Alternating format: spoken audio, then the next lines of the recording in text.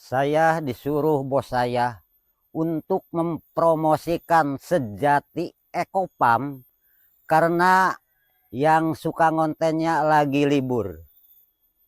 Ini gerbang masuknya, silahkan masuk. Ini kandang rohang. Ini anjing penjaganya. Ini kandang koloni tempat kawin domba. Ini kandang isolasi buat merawat yang sakit. Ini salah satu bos saya.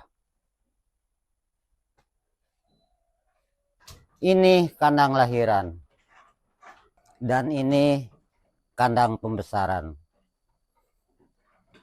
Yang butuh bibit domba Garut, silahkan datang ke sini. Jangan lupa ya, datang ke Sejati Ekopam.